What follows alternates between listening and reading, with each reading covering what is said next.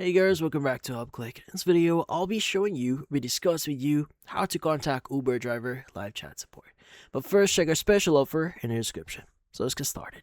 So if you want to contact Uber driver live chat here, especially if you're just starting to sign up, well, this one is quite easy. Now, the first thing that you want to do is you want to go and just open up the Uber driver app here when you're signing up, and usually at the top right here, you should see the help button. Now, you want to go and just press or click on help, and it should give you this option here.